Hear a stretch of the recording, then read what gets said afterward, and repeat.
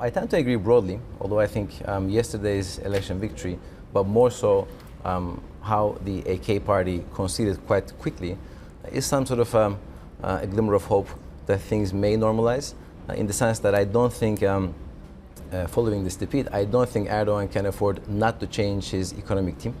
So we expect some sort of a reshuffle in the cabinet coming soon, predominantly focusing on the economic side of the spectrum, because it's very simple.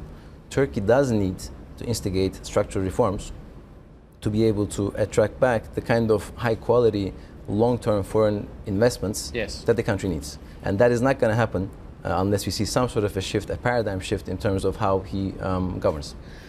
Teneo seem more sceptical, isolated and distant from reality as well. Is that the impression that many people get domestically, that Mr. Erdogan, he was obsessed by, obviously, the changes to the presidential system, and then regardless of this stinging defeat as well, will not see the reforms as necessary? I think in answering that, I think we all have to kind of go back to the argument that all politics in the world are local, and the local people elect the government. So he's been tremendously successful as a politician to kind of stay in power since 2003 onwards. So this has worked to an extent so far. So for the message to kind of filter through to say, look, things have to change, and therefore reform has to be done. And by the way, reform is never an easy thing to do, and it uses a lot of political capital. So is he isolated? I think to an extent he is. I think that's a byproduct of the fact that he's been in power for such a long amount of time.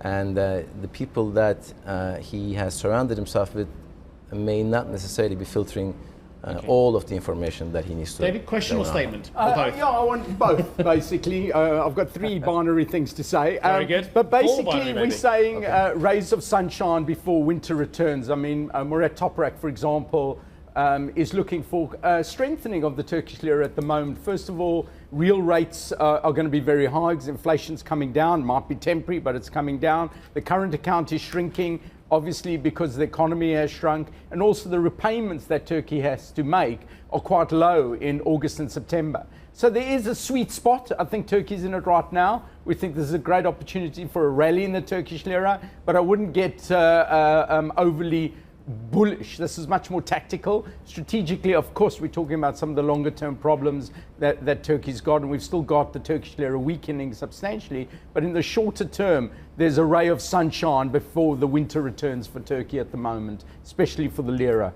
Sorry, what is the catalyst for the winter returning? The reassertion of political authority by Erdogan, or something else? Well, I think it's more so that, okay, look, so what happened yesterday was that he, for the first time, lost a major election. Within the global investment community and local Turks, that is a kind of a statement to say he is not infallible. And the democratic institutions in Turkey are respected, because I think to an extent when we're looking at pricing the risk in Turkey, the structural reforms that are needed, the fact that the economy is going to go head towards that winter time is unavoidable. Banks are shrinking their balance sheets, the cost of funding for the banks have risen, the economy has slowed down, and Turkey, there's a lot of risk on risk in Turkey. Turkish corporates sell to Turkish consumers, Turkish banks finance Turkish corporates, and they all get funded, guess where? Capital markets, syndicated loan markets. And if you have enough structural problems, the last thing you want is some sort of a political risk premium that gets added on that.